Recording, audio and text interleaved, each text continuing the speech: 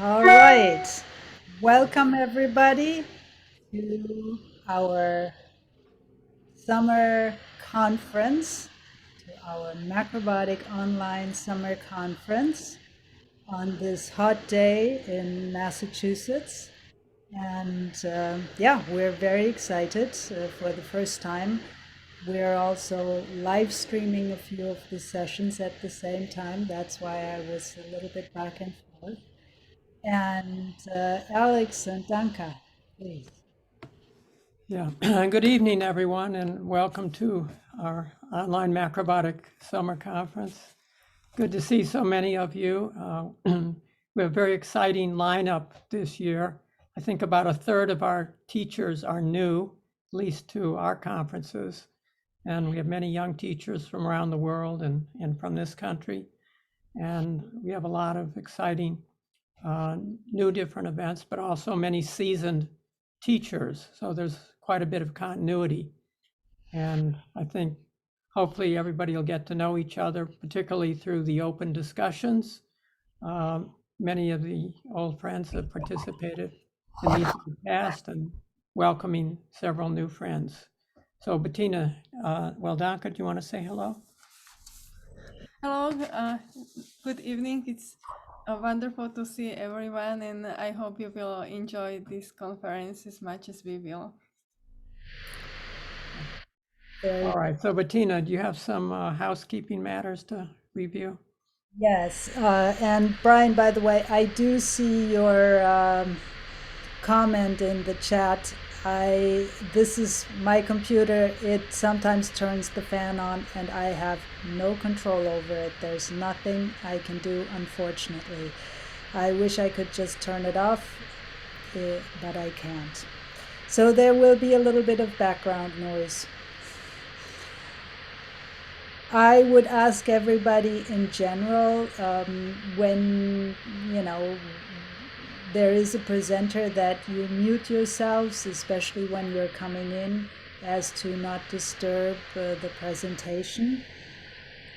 However, when we are interacting with the presenter, when there's questions and answers, please not only unmute yourself to ask the question, but it would also be very much appreciated if we could see your face, because it makes much more, for a real connection with everybody. So that would be really lovely. I have it set up so that every day at 9 a.m. you should receive the invite, the Zoom invite. If you're on Zoom with us for the full conference, then you should receive by 9 a.m. the Zoom invite for every day with the schedule and also the recipes for the cooking classes for that particular day. If you haven't received it by 9, first of all, please check your spam and junk folder. And then also, if you still don't see the email from me, bettinazumdik@gmail.com, then please email me and I will manually send you the link, the invite. You can, of course, adjust your format here.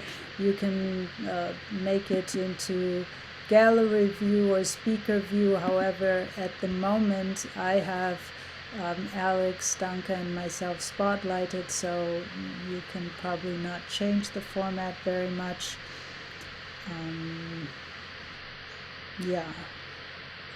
I would also appreciate, in general, for the conference going forward, for the whole conference, when you join at the beginning of the sessions, because sometimes, I work in the background. I don't look at everything that is going on, and sometimes somebody says, "Oh, I didn't get admitted right away." That's because I'm not looking at every at the screen every moment.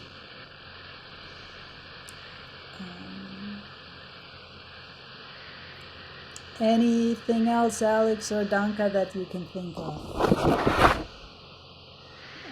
No, we'll go over the schedule in a moment. There are a few changes and some updates and Well, the schedule that they have is the latest schedule. Okay, so let's go over the schedule. Let me look at where that is. Oops, no, that's not it. I'm sorry.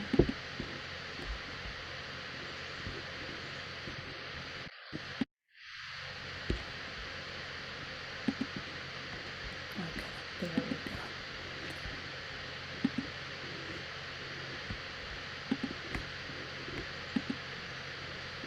Okay, can you see that, Alex? Yes. yes, we can see. Okay, so this is the final schedule, and of course, that is with an asterisk subject to change. As always, as before, sometimes we have, unforeseen changes that are occurring. However, this is what it looks like right now.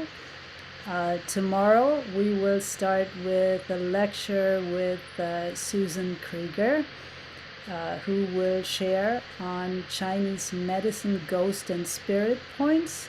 And I'm sure if you've listened to this winter's conference on her lecture, you are probably really excited to see this section as well, because she has really shared a wonderful presentation last time, very insightful. Then we will have cooking with Don Ludwig, who is the head of, or who used to have the Austin Epicurean Culinary Arts School. Is that Some kind of gourmet Epicurean macrobiotic school in Austin, Texas for many years. Yeah. Then I will share a lecture on menu planning, and then Flora Marquez will join us with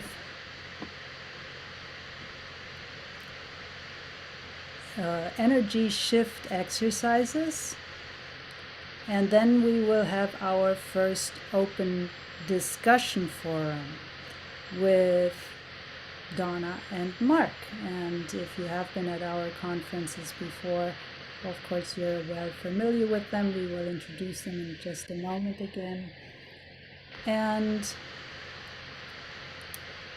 finally, on Thursday, tomorrow, we will have a keynote lecture with Denny Waxman. Am I a tinfoil head bona fide conspiracy theorist, or am I? Alex, would you like to take the second day? Yeah, all right. So on Friday, on July 22nd, we'll be convening in the morning, and Danka will be giving the first cooking class, and it's summer dishes for your friends and family. That will follow with open discussion, and we have special guest Cynthia Van during the open discussion. Cynthia is attending the conference, the entire conference. I believe she's in the audience tonight, and she'll be talking. She's an expert on EMFs.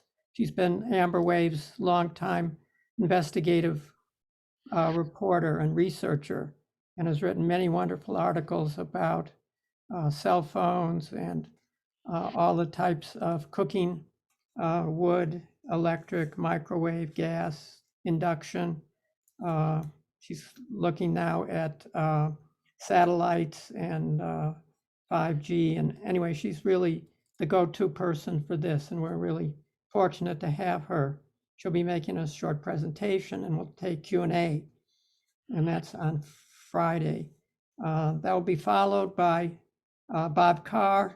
Bob Carr is a longtime director of the Macrobiotics Center in Cleveland.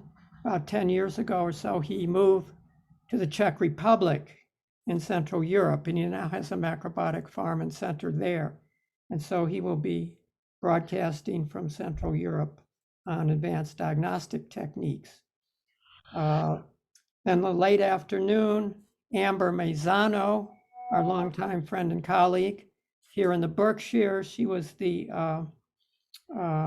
head of the kitchen at the Kushi Institute for several years. She's a master chef, really wonderful teacher. And so she'll be giving, what's her topic? Now has a macrobiotic. Roots and wings. Roots and wings. Yeah, I hope she's not cooking wings, but anyway. No, No, no, okay. So, and then, that's more like metaphoric metaphorical. expression. Right. Okay. I mean, if you build your roots, you can expand yourself better. If you center yourself, if you ground yourself. Okay. And then following that, I'll be giving a diagnosis presentation on world leaders in focusing principally on Putin, Biden, President Xi of China, Zelensky of Ukraine, and several others if we have time.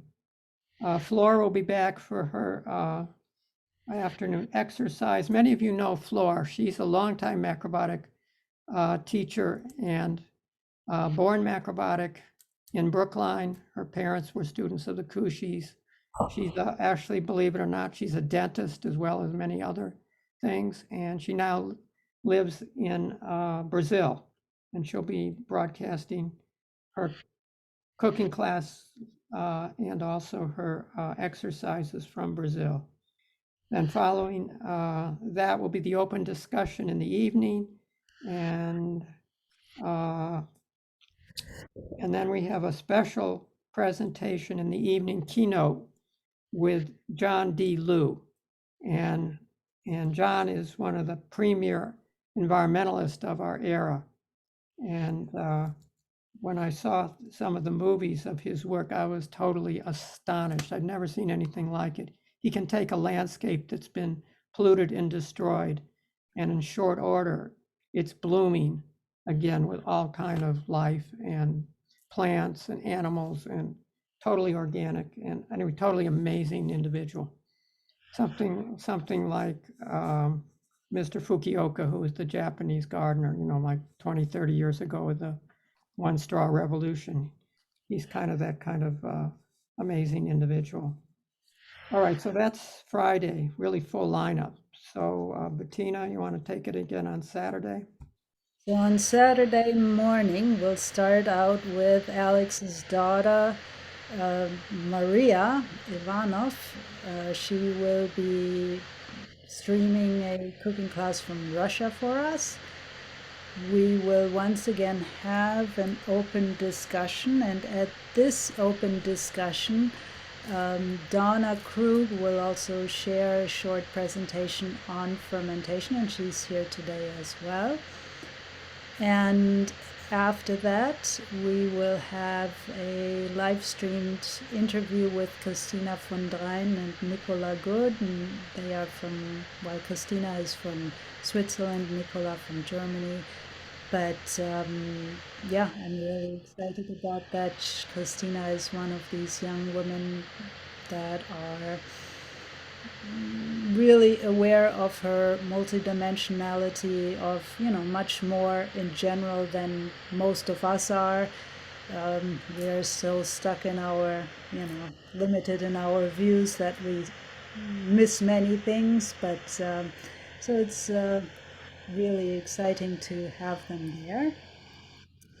Then Flor, who is also doing the energetic shift exercises, will be teaching us a cooking class from Brazil.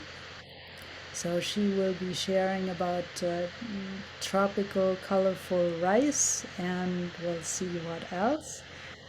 And after that, we have a longtime friend of ours doing a lecture, Abraham Ort, Living on Earth recollection of a macrobiotic meteorologist.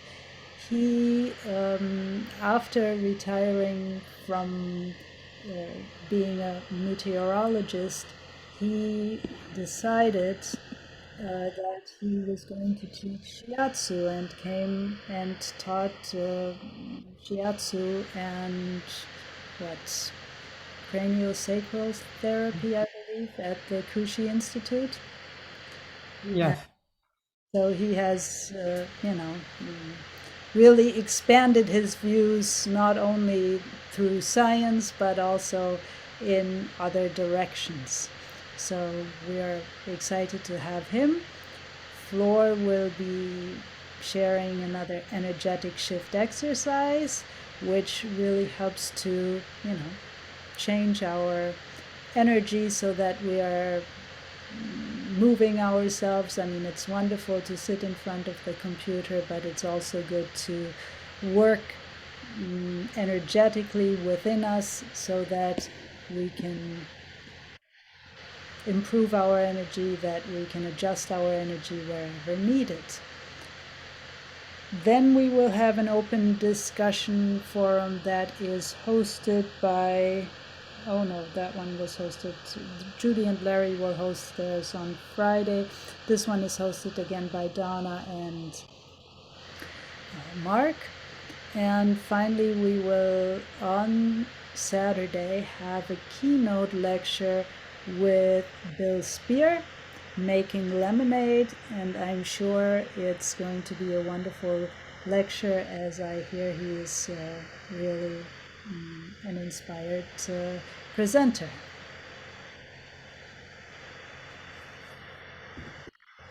All right. And then on Sunday, the conference climaxes with many special events. In the I morning, gotta trim it down. For Okay. sure. Please mute Let yourself. me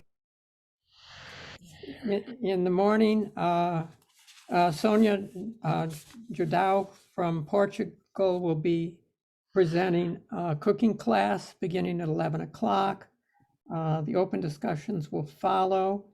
And then beginning around 1:30, there'll be a planetary health forum.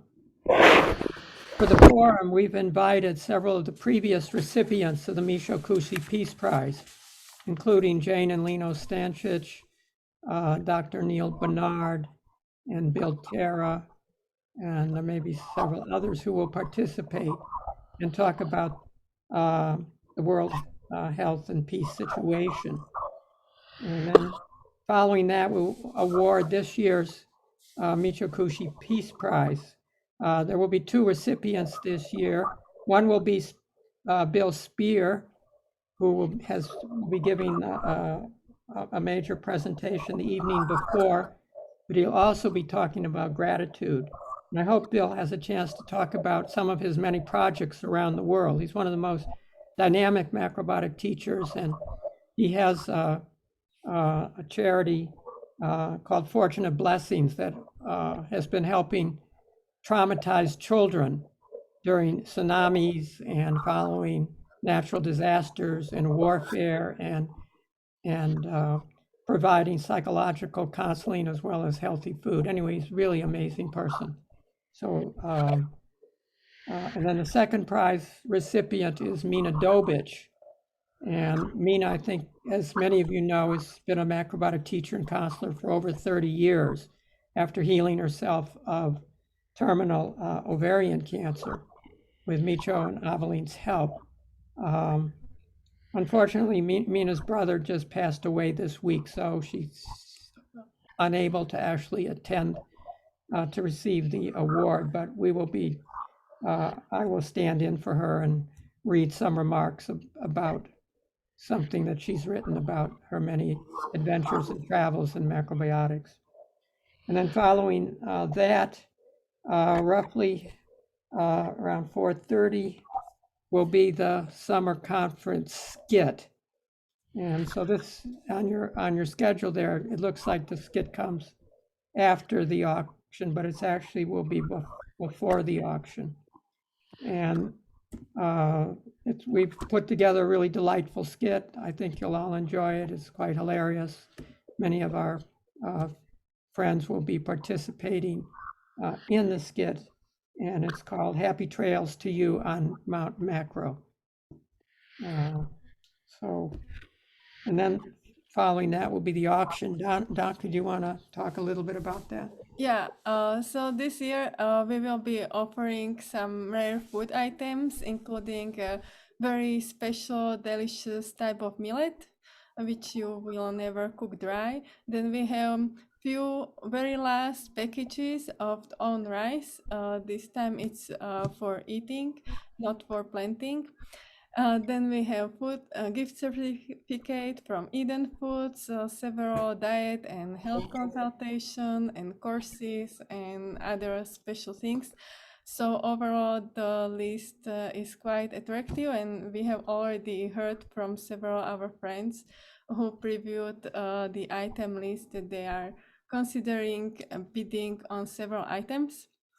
We will send you the list of all the auction items on Friday, so watch out for it, and we hope it will be a fun event and you will all participate, as this is our major fundraising event during the year for the microbiotic education. Yeah, thank you, Daka. Daka's been teaching me we're listening to YouTube chats on how to do auctioneering, because we don't have the professional auctioneer this year. So we're tuning up for that. Then finally, the conference will conclude with a showing of the Spirit of Rice film, the documentary that we've been working on for the last couple of years. Thanks to many of you who've donated and other friends around the world. And the filmmakers, Marley Snyder, and then the director, Sherry Damaris, will be hosting that event, and will be, I think, live streaming that. Anyway, it's a very exciting documentary, and we're looking forward to presenting that. And then we'll have a very brief closing. So we hope to wrap it up by 7 o'clock on Sunday. Very good. So, Donna and Mark, if you could unmute yourself, then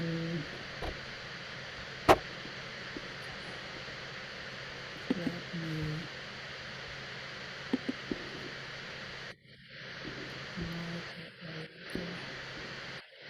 Dina, my dear, just a suggestion. Once they are speaking, yeah, there is some noise on your background. If you can mute, I think it's coming. Now it's stopped. Yeah, there you go again. It's just me, or everybody can hear that?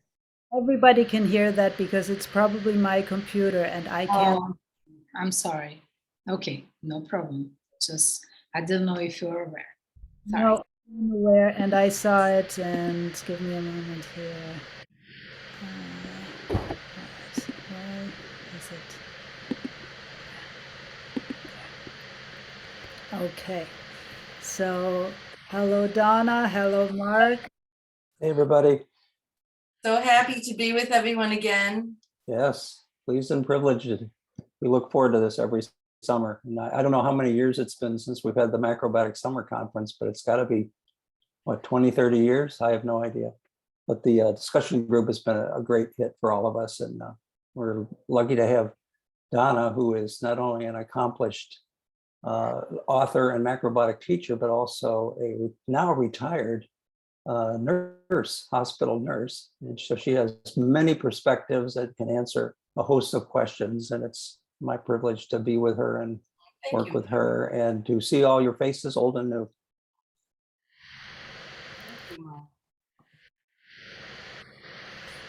And should buy Donna's book if you haven't already. Had to get that plug in. It's really a great book. No, and it's always been really exciting to listen to the discussion groups. So I encourage you to stay for the discussion groups. especially also if you have questions or, if you want to discuss something, if you want to see different perspectives on something, because many times we're, so locked in our own perception that we don't see anything else. But in these discussion groups, really, we can broaden our awareness a little bit. It's a great thing. So please join. And one discussion group, and that will be the discussion group on, let me see, on Friday in the evening, will be led by Judy and Larry McKenney, and many of you may already know them as well. They couldn't be here today. However, they also teaching at the KI, hosting the Way to Health at the KI.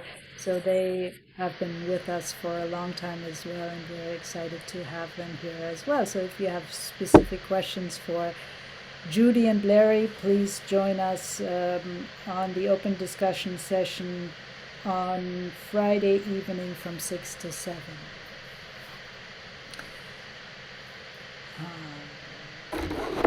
Anything else from Donna and Mark? Yeah, Donna, say something. Well, the discussion groups are really nice to connect with each other, to offer support and ideas, to share recipes or stories or whatever is pertinent in your life at the moment, or on any particular day. It's nice to connect with other like-minded people. So yeah, they're great. All right, very good. So thank you, Donna. Thank you, Mark. I think next we will go to Alex's presentation. Okay, I need to share screen.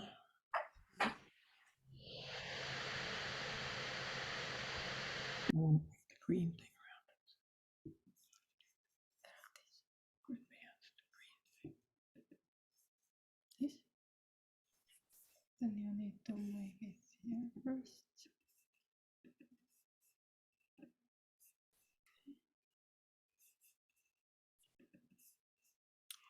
Is that right? Let me work on it further. Yeah, I'm sorry, we're just setting up the screen here.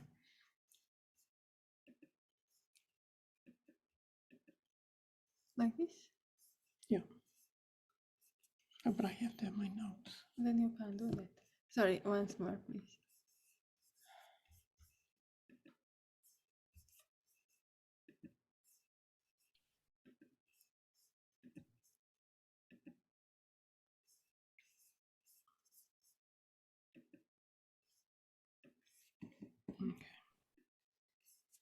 Okay, can you see that, Bettina? Yes. You can. Let's flip.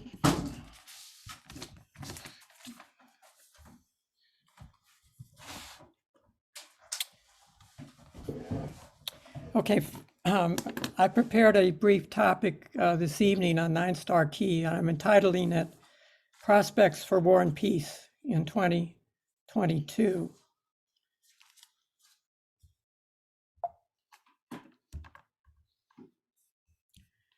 I think, as many of you know, 9-Star Key is a traditional system of energy flow used to understand cycles of personal and social change. In comparison to yin and yang, the two complementary opposite energies that make up all things, and the 5 transformations, a more granular cycle based on tree fire, soil, metal, and water energy, 9-Star Key reflects energy flow using a lens of much higher resolution. There are 3 types of soil, 2 types of trees, 2 metals, as well as a single fire and a single water. The natural or home position of the energies is illustrated in the magic circle or square, with 5 soil in the center and the other energies arranged around it. And we call these the home spot, home position. Each of the 9 energies corresponds with a time of day, a season of the year, a direction and organs of the body, and governs the ki or energy flow as a whole. This year, 2022, revolves around 5 soil energy, and everyone is in their home spot, manifesting their true nature without taking on the qualities of another energy or position. 5 soil governs health and sickness, war and peace, birth and death, and other basic polarities in life. It's in the center. It blends all the other energies in the cycle and has no special time or season itself, though is generally related to early afternoon and to the pancreas, and controls such things as blood sugar levels in the body. Last year, 2021, was a 6-metal year, governed by more practical, down-to-earth affairs, while next year, 2023, is a 4-tree year that will see more idealistic and aesthetic or artistic pursuits.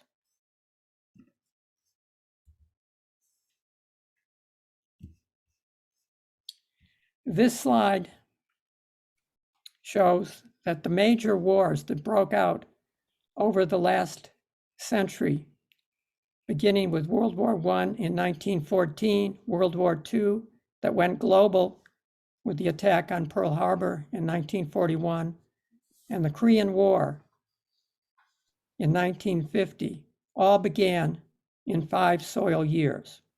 This year, Russia invaded Ukraine at the beginning of another 5 soil year. As educator Michio Kushi taught, the risk of world war is greatly heightened during a 5 soil year. So the big question today is, will the Ukrainian-Russian war turn into a world war? Will it lead to the first use of nuclear weapons since 1945 and possibly World War III? This is a very clear and present danger.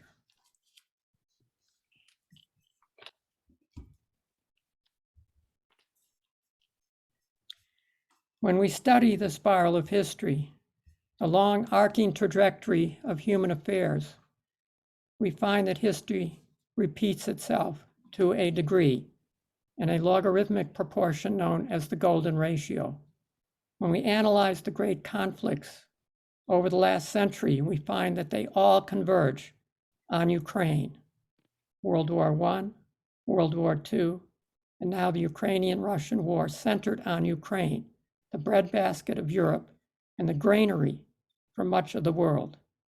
In the case of World War I, control of the Bosporus and Dardanelles Straits in Turkey was the main strategic objective of both sides. Russia wanted to seize Istanbul from Turkey as a freshwater port for its massive amount of wheat from Ukraine. And when Germany started building the Berlin-Baghdad Railway, threatening to close the Turkish Straits in Russia, the die was cast for a global conflict among the great powers. The assassination of the Archduke in Serbia was only the match that lit the powder keg. The main action revolved over control and transport of the massive Ukrainian wheat supply to Europe and much of the rest of the world. In the case of the Second World War, Hitler's overriding objective was to seize the fertile grain lands of Ukraine and Russia in order to supply what he called Lebensraum, a German word for living space and farmland, for the German people. In 1939, Hitler and Stalin concluded an alliance and jointly invaded Poland. 2 years later, Hitler invaded the Soviet Union and occupied most of Ukraine. The food supply chain broke down during the war, and Ukraine yielded very little grain or other food. And as hunger and starvation spread, concentration camps where the Germans had herded the Jews, the Poles, and other non-Aryans turned into death camps. The Nazis found it more efficient to annihilate millions of people rather than to feed them and use them for slave labor. Thus began the Holocaust. Today, Vladimir Putin's rationale for invading Ukraine is eerily similar to Hitler's. He refuses to recognize Ukraine as a sovereign country and wants to annex it to Russia and control its grain and natural abundance. Already, Russia's blockade of Odessa, the main Ukrainian grain port, has cut off the supply of wheat to an estimated 2 billion people, or 1/4 of the globe. Rising hunger and the threat of mass starvation have already intimidated most of Africa and large parts of the Middle East and Asia to remain silent about Russia's aggression.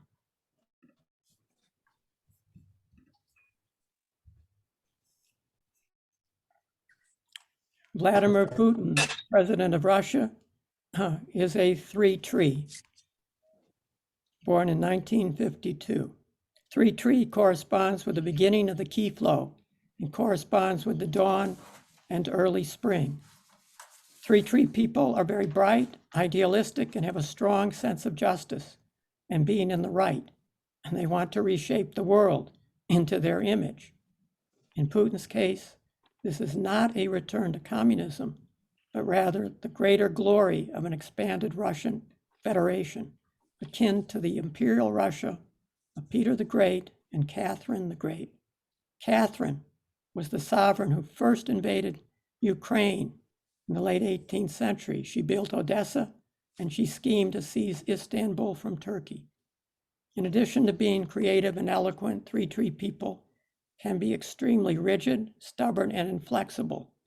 When challenged, they can turn boastful, pushy, and reckless, as Putin's rattling of the nuclear saber over the last several months attest. Living in a bubble, in a world of fantasy, he has isolated Russia from the rest of the world, and he's isolated himself from his own people and cabinet. He's become hostage to his own ideological beliefs. He expected President Zelensky of Ukraine to flee or surrender. He suppressed internal dissent in Russia, and he ignored humanitarian pleas from around the world. In an Orwellian directive, he criminalized the use of the word war in connection with his invasion of Ukraine, and thousands of Russians who protest the war have now been arrested and face up to 15 years of imprisonment. Putin shares many traits with Adolf Hitler, who was also a three-tree.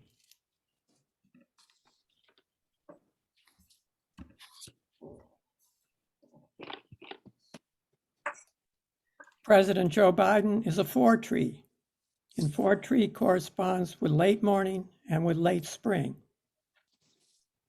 It is more yin than three-tree. It is also idealistic and more mature. It has a larger, broader view of the world and its many interconnections. So four-tree, Biden is devoted also to reform and change, but he sees the inherent danger of nuclear escalation. He has strongly supported Ukraine's independence, but he's limited the response of America and NATO to ensure that the war does not escalate and bring Western forces into direct contact with Russian troops.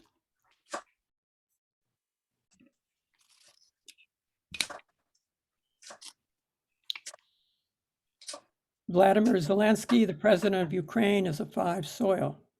And as we've seen, five soil is at the center of the key flow. Five soil people are natural born leaders. They have the capacity to unify everything around them, or conversely, to destroy it. Zelensky rose to the occasion, and he astonished nearly everyone with his firm command of the country in its darkest hour. As a tough and courageous wartime leader, he has refused to leave Ukraine. He's remained in Kiev despite assassination attempts. He's become a model of resistance, inspiring the country to unite around him and to defend Ukraine. He has tirelessly addressed Western parliaments, international summits, UN meetings, and created unprecedented internal solidarity and growing military and humanitarian support from NATO, the United States, the EU, and many other countries. Former comedian, he has become in 6 months the most popular and admired leader in the world, not since Winston Churchill during World War II or perhaps Ho Chi Minh during the Vietnam War, has a leader rallied an entire nation against seemingly hopeless odds. The danger with Zelensky, however, is that his passion, his defense of Ukraine, and his quest for more powerful arms may escalate the war and lead to a nuclear confrontation.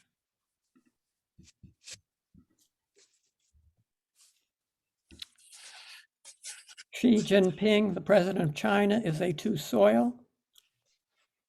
China has not played a central role in the Ukrainian war, but has supported Russia and supplied a number of resources, though evidently not yet armaments. Two-soil corresponds with early afternoon and Indian summer. It's generally a more peaceful, serene energy. Xi's slow, cautious approach toward supporting Russia is characteristic of two soils. However, he has not hesitated in recent years to use force against the Uyghurs, the Islamic ethnic people in Central Asia, or in suppressing democracy in Hong Kong. He's made it clear that he intends to retake Taiwan, probably during the next term that begins this autumn. Chinese invasion of Taiwan could easily turn into a global war.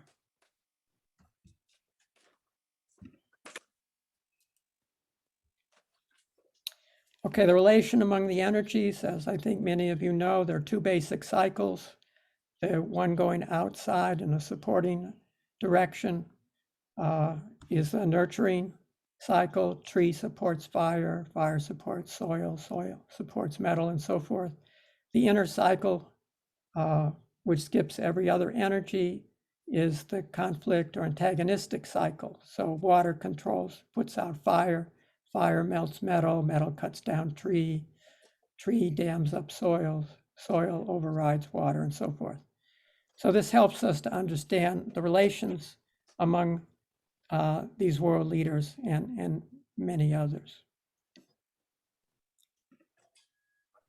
This little chart just summarizes some of the energies that we just looked at. I put a few others here. For example, under 8 soil, I've listed Kim Jong-un of North Korea and Ying Wang of Taiwan. These are the two respective leaders of these small countries, but they're both 8 soil, I think, as some of you know, is a very idealistic energy, but it's also something of a wild card, very unpredictable.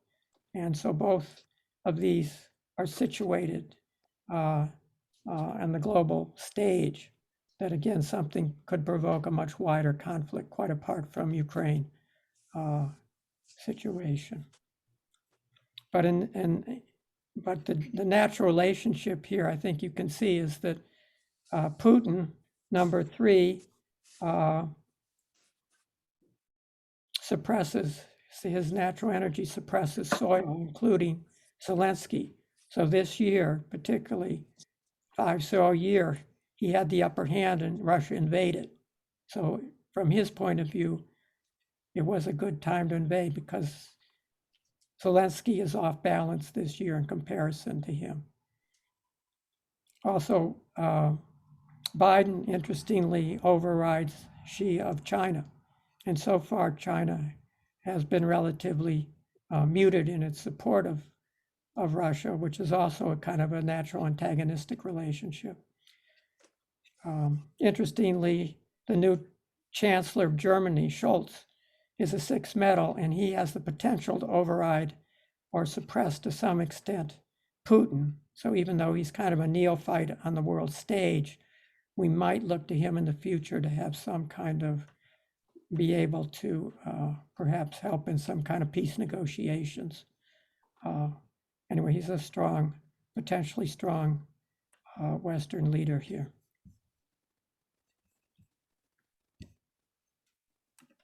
Okay, in addition to the yearly cycle, there's a monthly cycle, and the energies change every month.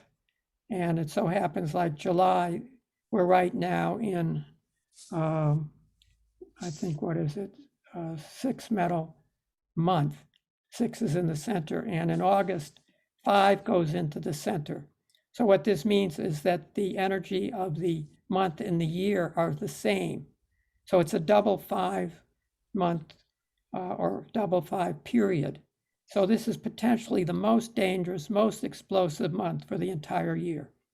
So all of us need to be mindful that particularly the Ukraine, Russia situation, but potentially Taiwan, North Korea, Kashmir, India, whatever, any of these flashpoints around the world could very well erupt or worsen in August. So our thoughts, our prayers, any of our peace activities are more needed than ever during August. And that begins actually on I believe it's on the 7th of August, going to the 7th of September. The 9-star month is slightly different from the calendar month. Okay, that one prediction I guess I would make about coming events, particularly Ukraine and over here, Zelensky and Putin, is that next year, 2023, as I indicated, is a 4-tree year. 4 moves into the center, everything else rotates. Zelensky moves into the natural house of 6 metal, very strong, powerful, authoritative position. Putin moves up from 3 to 4 tree here. And that's generally a very good spot too. But 2 factors. Number one, this is a metal position, so it serves to cut or suppress tree energy. So next year we can predict that Zelensky will have the upper hand, that the dynamic is going to shift dramatically. And not only that, 3 is opposite 5. This is a very unique dynamic in 9-star key called Dark Killing Sword. And as the name suggests, when one is in this position, which happens every 9 years or every 9 months, one is extremely vulnerable. And it's not just to Zelensky or Ukraine, but it could be anything could happen to Putin next year, particularly in respect to his health or to any kind of coup or that kind of thing in Russia. I'll be talking a lot more about this in my presentation on diagnosis later in the week. But anyway, this is something to watch for next year because the tables are clearly turning. And Putin was able to take advantage this year, but next year he's going to be on the receiving end of this. So, and he'll be in a very strong position. So hopefully this could lead to at least a settlement or a peace agreement, an armistice, some kind of a brokered end to the horrific warfare that is now there. Okay, finally, I'd like to mention that in a 5-soil year, the tendency is not only toward war, but it's also toward peace. And in fact, at every level, from the individual to the family to the national and world stage, there's always the potential that peace can break out as well as warfare. It's just that given the momentum of our society today, the inclination is more toward conflict and war, but the potential is always there, and it's heightened in a 5-soil year for peace actually to emerge and to strengthen. And this year, one of the most optimistic events was just about a month ago when earlier this year, when the United Nations Treaty for the Prohibition of Nuclear Weapons actually went into effect. This treaty was made in 2017. And the idea was to literally prohibit nuclear weapons on our planet. And right now there are 86 countries signed on. And just about a month ago in Vienna, 5 or 6 other countries joined this, and there's movement among several others. You can see from the map, most of Africa has joined, most of Latin America has joined, pockets of former Soviet Union, I think this is Kazakhstan, parts of Southeast Asia, Mexico. Anyway, this is an extremely hopeful situation because it literally makes nuclear weapons illegal on the planet. The downside, of course, is that none of the nuclear powers have signed on, including the United States, Russia, China, Israel, Britain, France, India, Pakistan. But anyway, there's a tremendous momentum here among many of the world's other countries, and this will only strengthen in the years to come. So this is a very important peace initiative, and our colleague John Liebman, who is attending the conference, is very much involved in peace action and education in New York City. He's involved in many of these disarmament groups and conferences. Maybe he'll have a chance to talk a little in the discussion groups about his wonderful leadership in this whole field. So that's a very powerful. Alex, this is John. Could I just mention one thing? Oh, yeah, sure. The treaty to prohibit nuclear weapons also prohibits the threat to you, not only the use of the weapons, but the threat to use the weapons. And, you know, that's very significant because of what we're seeing, as you said, with Putin. When the treaty was negotiated, it was also important with Trump, who threatened North Korea. But the thing I wanted to mention is that in August, in about 2 weeks, the UN is having the 10th review conference for the Non-Proliferation Treaty all month in New York. And Russia and the United States, the nuclear nations, nuclear armed states, are part of the NPT, the Non-Proliferation Treaty.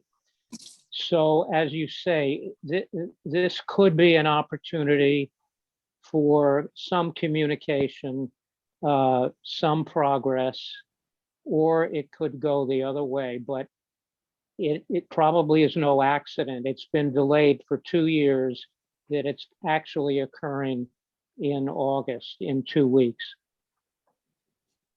Okay, thanks, John, for the Yeah. update. Yeah, so let's hope that there's some progress made here. All right, I'd just like to conclude with a quotation from Black Elk, the great Native American spiritual teacher of the Lakota Native Americans in the Great Plains. I was teaching a course on Native American spirituality, and this is a beautiful quote that I came upon. He says, "The first peace, which is the most important, is that which comes within the souls of people when they realize their relationship, their oneness with the universe and all its powers. And when they realize that at the center of the universe dwells the Great Spirit, and that this center is really everywhere. It is in each one of us. This is the real peace, and the others are but reflections of this. The second peace is that which is made between two individuals, and the third is that which is made between two nations. But above all, you should understand that there can never be peace between nations until there is known that true peace, which, as I have often said, is within the souls of human beings." So anyway, that's a wonderful sentiment. It's really kind of the essence of macrobiotics, that peace begins with us and radiate out to our family, to our community, to our nation, to our planet as a whole, and then goes back in the other direction. So I hope we can all manifest peace in our individual lives and all of our activities, because it really will make a difference and really lead to the kind of one peaceful world that we're all devoted to. All right, so that concludes it for me, Bettina.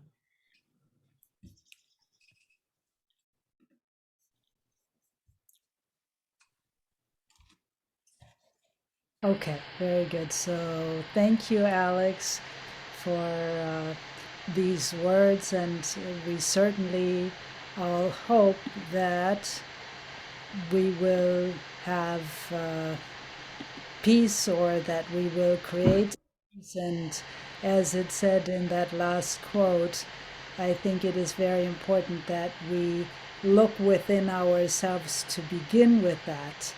And give me 1 second here. Let me go to my presentation.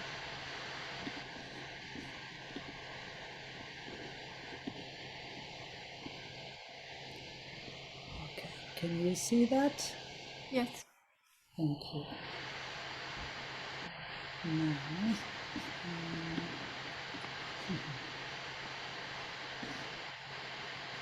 let me see if I can move this here so that I can get to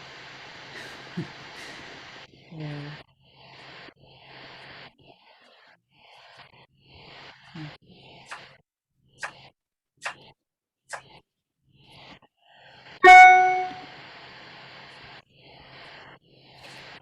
Okay, so let's talk about the 12 systems of our body. And this is a little bit looking at our physical body, not just as this tool that is doing things and, we're doing things all the time, but really understanding our body as this comprehensive and integrated set of systems that is in constant connection, exchange, and communication with the whole universe, which is really, why when we're looking to make peace within, then we will also have peace without. And this is a little bit of an overview, and then we'll go into the specific slides. But the reproductive system, well, we're born through the reproductive system, so that's the initiator of everything. The muscular system stores our data as our library. The respiratory system is our connection with spirit. The lymphatic system is the cleaning of fluids and emotions. The digestive system brings light into the information going into the body so we can understand it. The skin is, of course, our interaction with and also protection from the outside world. The immune function, assimilating what is outside so we can become something more, something different within. The excretory function, release of things that are no use for our body. That makes sense completely. The endocrine function, the glands in our body, are the doors to our chakras and our inner standing. The bones, where in the marrow the blood is created, they make us flow in our life. The nervous system is the memory of the entire universe within us, and the circulatory system, with the heart as the major organ, is the economy of our system, the constant giving and receiving. So what I have done is I have looked at each of these systems. I will speak a little bit about that. I have also added, stones, looking at stones and looking at foods. What I'm looking at here is by no means complete. And so please, take it as just a little bit of an insight that can help, but let's get started here. So the reproductive system as the initiator of everything. Biologically, of course, the genitals are designed to transmit genetic information for the cells to continue multiplying so that the information remains in the universe eternally. And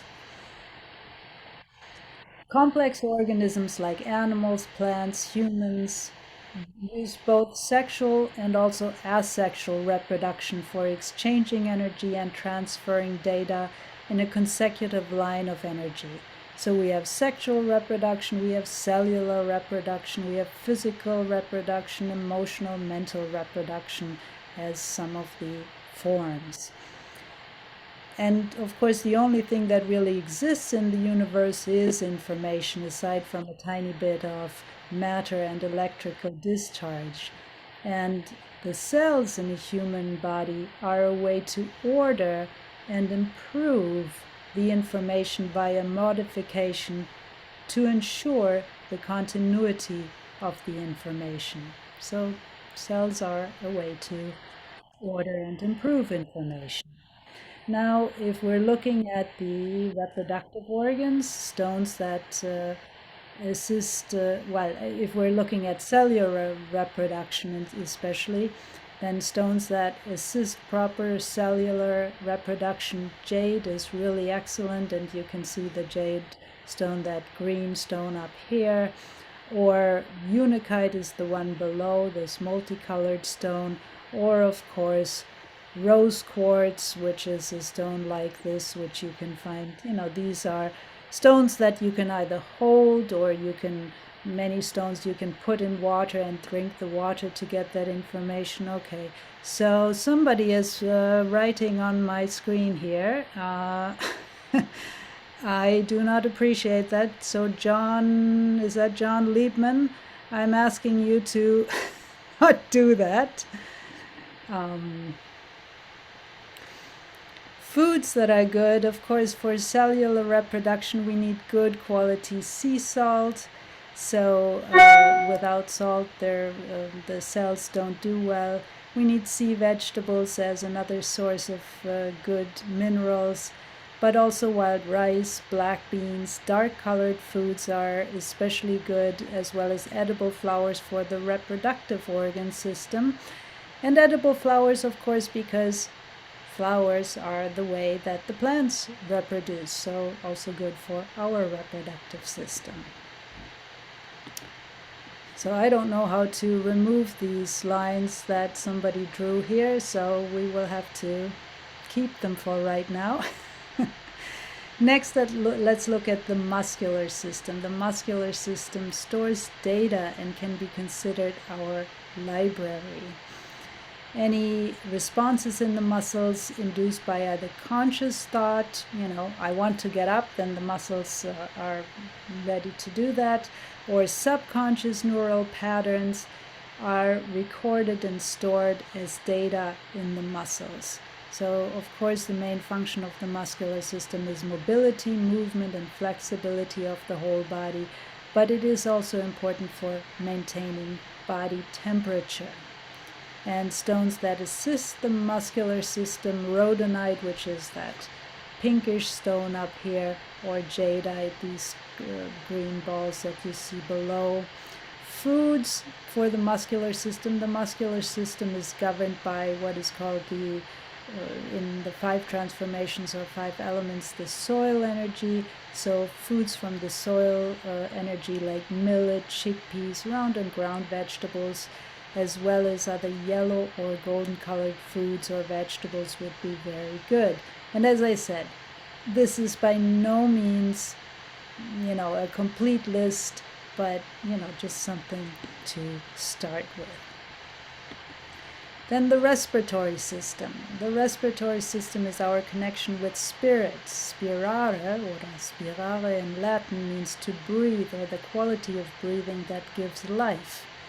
Breathing absorbs the subtle or spiritual essences of space, time, and other spiritual channels, and returns one's experiences to the universal essence for the purpose of evolving beings with, more information, with transcendental information. The entire universe is a breathing network, constantly contracting and expanding, and thus the respiratory system is a sacred system in the body, reflecting the pulses of the universal mind. And a stone that is very good to assist the respiratory system is lapis lazuli, which is that blue stone here. But really any blue stones will be good for that. If you have problems with that, wearing it, holding it would be very good. Foods, very good for the respiratory system. For example, brown rice, watercress, daikon with greens, radish with tops, lotus root, lotus seeds. Those are just a few. The lymphatic system. The lymphatic system supports our immunity, blood circulation, and our emotions. Does other things, but these are the primary things.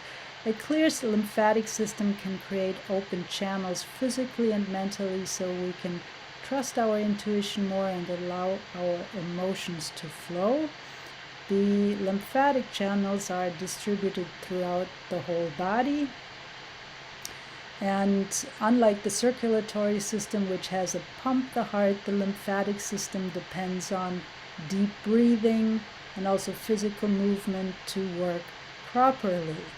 And of course, the purpose of this system is to keep our internal systems clean by collecting toxins and waste and getting rid of it.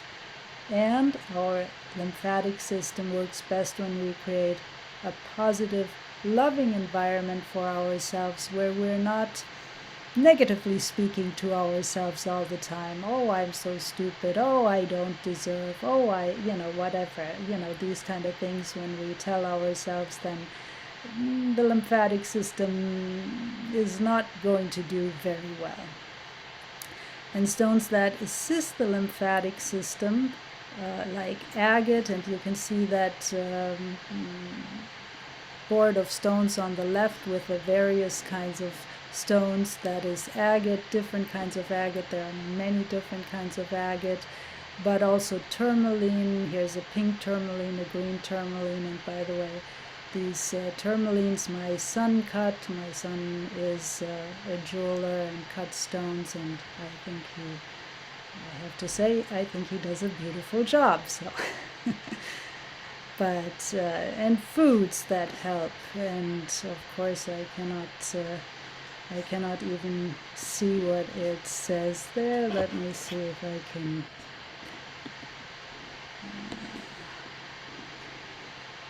No, whoop, that didn't work. So the foods that are very good, of course, for the lymphatic system would be foods like daikon, ginger, miso soup, anything that has a cleaning effect on the system.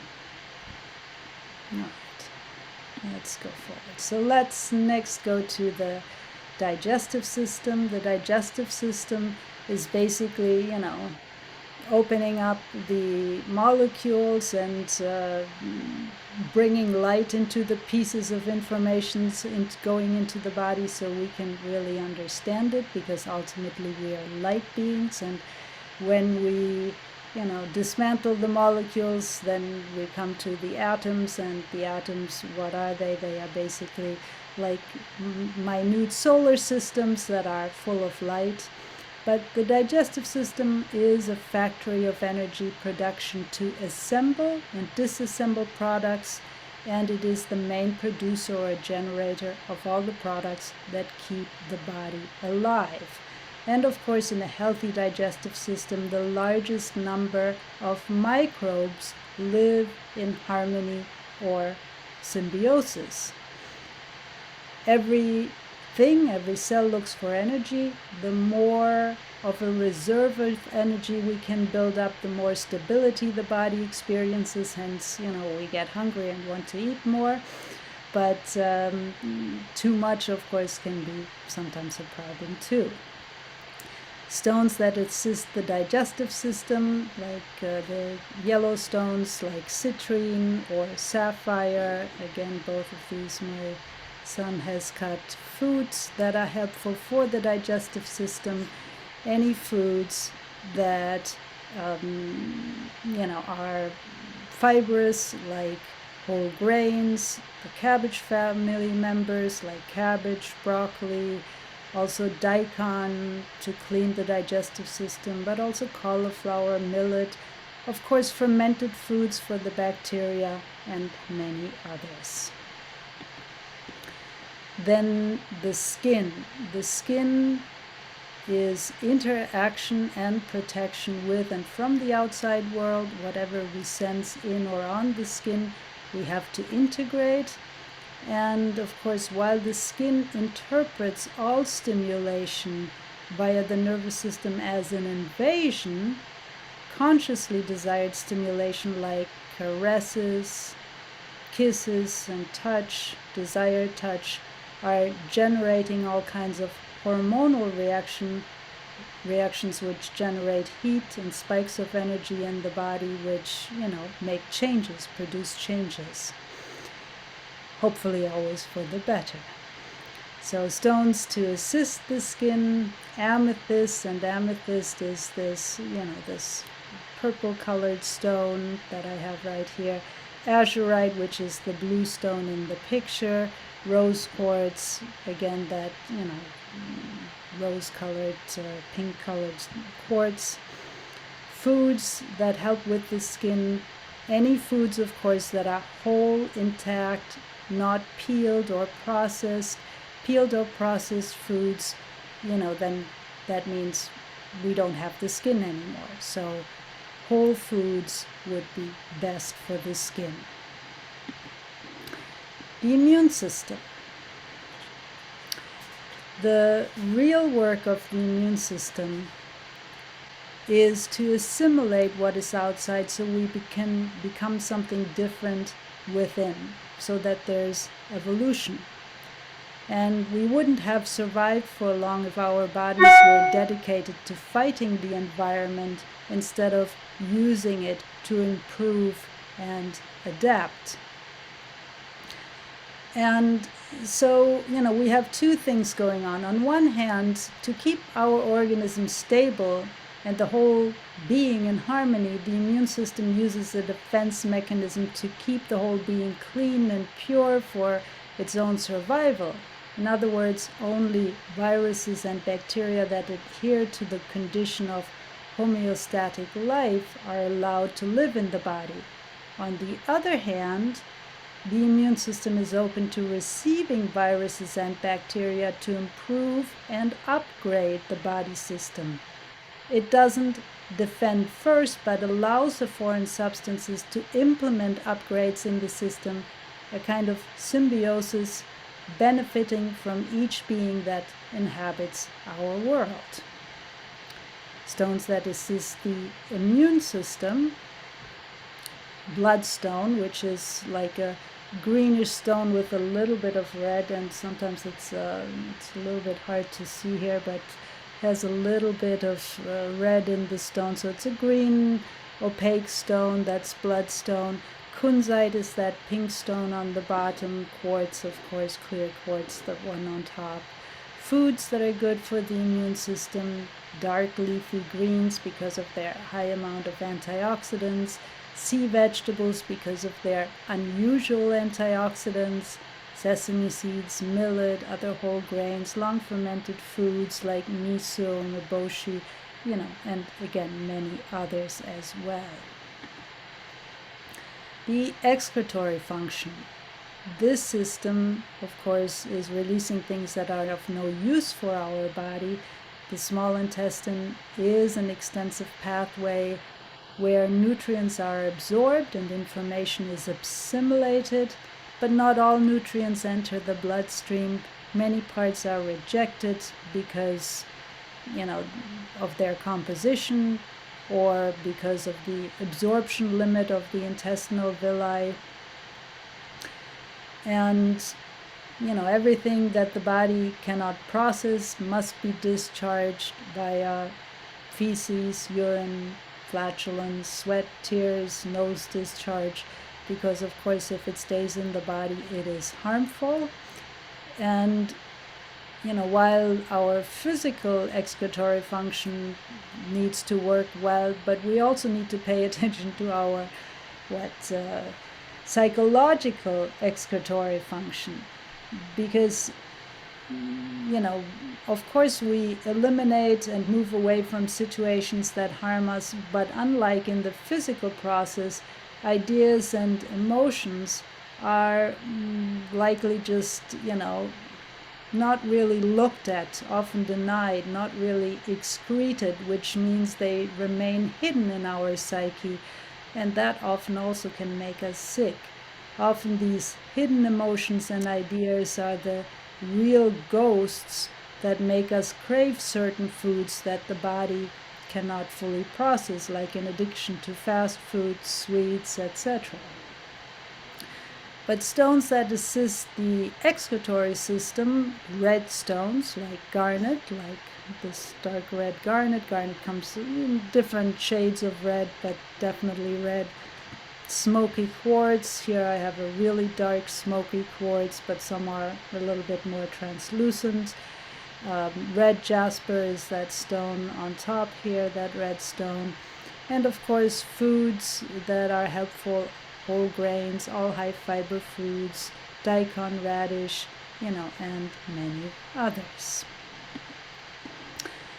Then we have the endocrine system. The endocrine system, the glands in our body are the doors to our chakras and understanding. The endocrine system organs have a specific and fundamental function. They are the portals between the cosmic mind and its manifested attributes. So the endocrine system is responsible for generating hormones that produce chemical reactions in the body, along with emotion, and then prompting us to act, to do something, and generating movement. Emotion alters the nervous system and consciousness, so the mind of the cosmic spirit can express itself in the universal body, meaning in this reality. And if you imagine like the pure white light of the divine mind, the divine spirit that enters you, and the organs, our organs are the cellular crystal prisms that radiate out the rainbow refraction of the prism. And these organs, these prisms are the glands.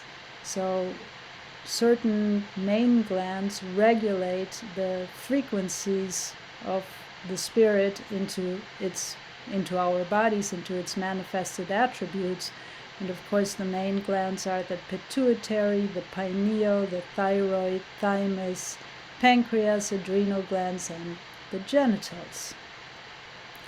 Stones that assist the endocrine system: amber, which is this stone up here, yellow, golden, amethyst, again this purple colored stone, pink tourmaline, which we have down here.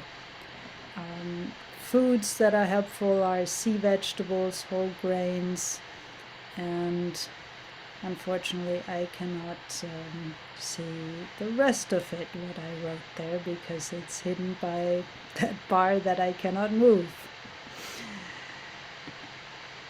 The skeletal system. The skeletal systems, the bones are the creators of blood in the bone marrow that makes us flow in our life. The skeleton, of course, is the fundamental architecture of the body, the structure that keeps the whole body standing and on which everything else is built. The bones protect, of course, the nervous system and protecting all the other organs in the body. Stones to assist the skeletal system: selenite, which is sort of a little bit, like an opaque, striated, whitish stone.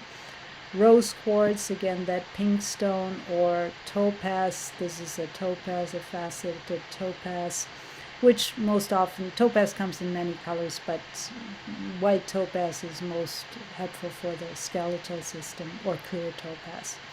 Foods, of course, sea vegetables, because of their mineral content. I should say leafy greens, like the spine of the leafy greens, very good. Root vegetables, wild rice, black sesame seeds, dark-colored fruits, black beans, all of these are high in antioxidants and minerals. Then the nervous system. The nervous system is the memory of the entire universe within us, connection with everything. Nerve cells, called neurons, have a different development than other cells in our body. They don't divide like other cells. They don't multiply nor share genetic material. Once created, there is no room for new development, and they age with the person. So from the first 7 weeks of pregnancy, a fetus begins to produce up to 250,000 neurons per minute. That's a huge amount. 250,000 neurons per minute for the rest of the pregnancy and into the first month after birth. After adolescence, this production begins to decrease, although thousands of new neurons never stop appearing even when we're 90 years or older. So, that is something else to consider. And this, of course, allows memory because each cell stores the assimilated data and always remains in the network, even though, of course, the original data can be modified. But neurons are the channels or eternal bridges, the closest thing that we can understand perhaps as original essence. Stones that assist the nervous system: charoite, which is this purplish colored stone here; sunstone, which is sometimes more orange, sometimes more reddish. This is more sunset color right now. Sapphire, of course, coming in many colors, but blue is very helpful. Diamond also. Foods that are helpful for the nervous system: whole grains primarily, but especially also whole wheat, whole oats, brown rice. Sea vegetables, again, the cabbage family foods such as kale, collards, etc. And then finally, the circulatory system. The circulatory system, as I said, is the economy of our system, the giving and receiving. The circulatory system is like the universal system that distributes its energy to all living beings. This system generates the circulation to reach everywhere inside the body through a complex system of small pathways and larger channels. Of course, the heart is the most recognized part of that system. The heart is a muscle with specialized cells and neurons, which receive and send electrical pulses to contract and stretch the organ cells, creating that way a heartbeat. And the heart is the engine that circulates all fluids and nutrients that feed the body and give energy. And the interesting thing is that the heart and intestines both have their own neurons, as these two essential centers for life need to know how to make their own decisions without 100% relying on the brain. I think this is also very interesting. So the heart feels and thinks, and nothing would reach its destination without it. So stones that assist the circulatory system: red stones like ruby, like the top here, red jasper, rose quartz again. Foods that are helpful like red radishes, summer foods, corn on the cob, green beans, snap peas, lettuce, large leafy greens, a little bit bitter tasting foods, things like that. So these systems and structures and patterns of our bodies are the tools and guideposts for our expansion in the universe. And when we become more self-aware, when we become more self-knowing and have more wisdom, then we can use our own body technology to make changes in the world, and not only by, I'm doing this, I'm doing that, but literally by just sensing our different systems in our body and making changes there, and then seeing the reflection outside as well. Okay, and I think, this is bringing me to the end of my show here. Very good. All right, so I think this will, this is the part that we have covered, and we are running, of course, a little bit later than we had expected or anticipated, but that doesn't matter. Danka, would you like to, or Alex, would you like to go first? Yeah, thank you, Bettina, for your illuminating presentation. Thank you so much. All right, yeah. Usually when we have a conference like this, we like to honor some of our friends and associates who have passed on since our last meetings together.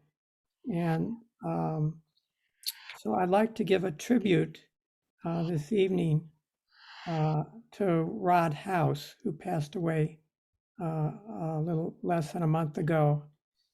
I think some of the older friends here may remember Rod. Rod was one of the great original pioneers of American macrobiotics. And in fact, I have his picture. Can I share that, Bettina? Yeah. Yes.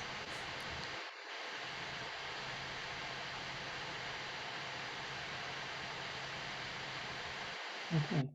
Yeah, Rod first met Michio Kushi in 1965 when he came to Boston. And he then went back. He was so inspired by talking with Michio and Aveline that he went back to Philadelphia, where he was an art student. And he set up the first macrobiotic center in Philadelphia. And among his first students was a young man by the name of Denny Waxman, who then later went on to become a leading counselor and teacher. In fact, we'll be speaking at our conference this week. Back in Boston, where Rod then later moved in the, I guess, late 60s and early 70s, and he worked closely with Michio and Aveline, and he was one of the original instructors for the Kushi Institute in Boston and then later out in the Berkshires. And he taught not only art, but he taught shiatsu, he taught palm healing, and he was an excellent chef. In fact, he was a traveling cook for Michio and Aveline for many years, not for them, but for their clients. So he would go around the country.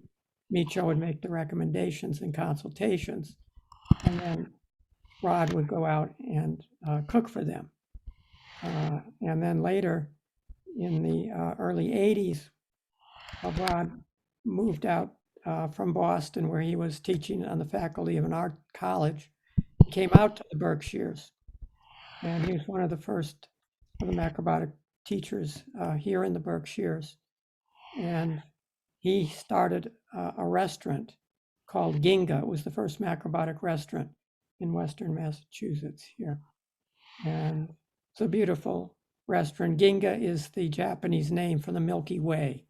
And there's a beautiful fairy tale, folk tale associated with that name. So for many years, that was the premier restaurant in the Berkshires. And Rod and his wife, Gloria, they managed it. They were the head chefs. They ran the sushi bar and did everything. It was really kind of a golden age here in the Berkshires. And then after that, Rod focused more on his poetry and his art than over the next period.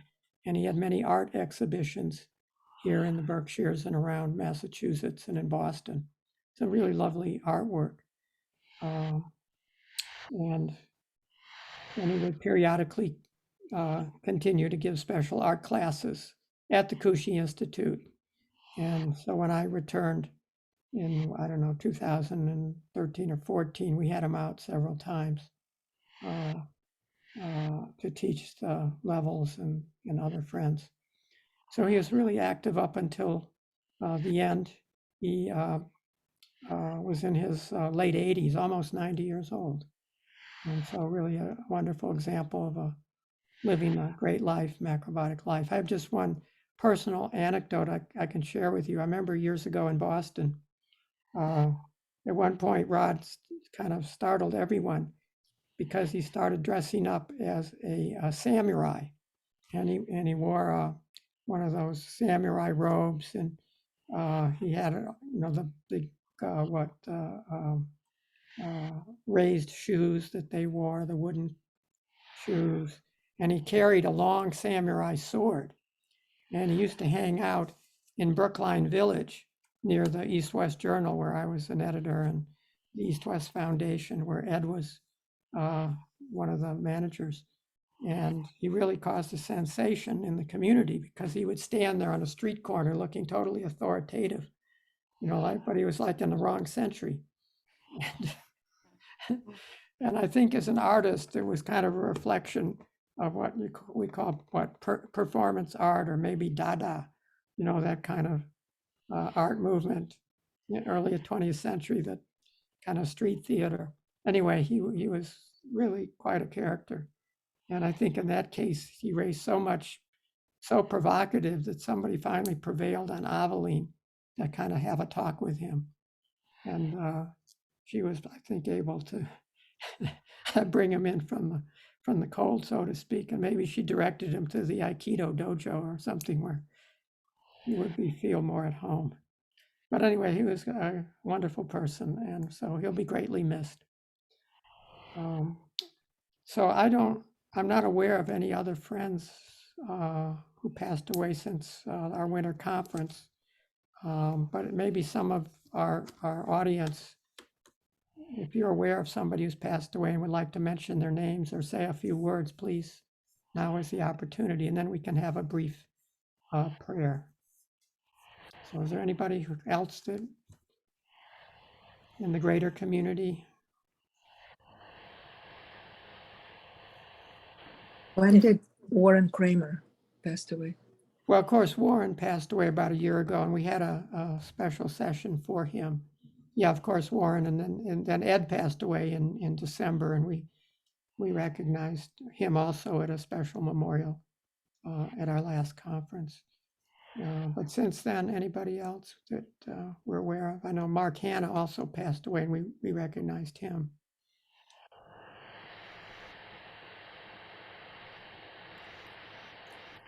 Well, if not, I guess that's perhaps a good sign, showing that our teachers are relatively long-lived, and hopefully will enjoy many, many more years. But anyway, let's join together for just a moment of silence to remember, send our thoughts and prayers to Rod and to Warren and Ed and everyone else in our greater community who has passed on. And I don't know if they can live stream this, but we're thinking of them as well. So just a moment.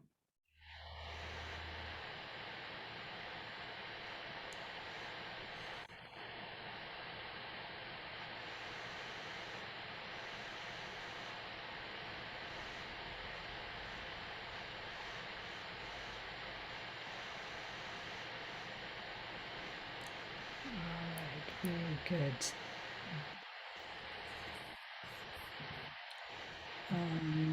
Danka, did you want to say a few words? Well, we have decided to move my part to Sunday in the end, because we are running quite late now, and it will also fit there better probably. Okay. Then I think we will bring this conference to a close, and just hoping that you have enjoyed and gotten, not bring this conference, bring this session to a close, and hope that you have gotten something out of it this evening, and looking forward to seeing many, if not most of you, tomorrow morning or actually tomorrow afternoon. The first session starts at 1:30. So tomorrow we will start at 1:30, whereas on Friday, Saturday, and Sunday we will start at 11. So just, be aware that tomorrow we'll start a little bit later, but the other following days, Friday, Saturday, Sunday, it's at 11. Every day, as I said, at 9 o'clock. For those of you that are attending the full conference, you should have the Zoom link in your inbox. And in that Zoom link, you will also find a link to the recipes for each day. And so we wish you all a very good night. And yeah, see you hopefully tomorrow.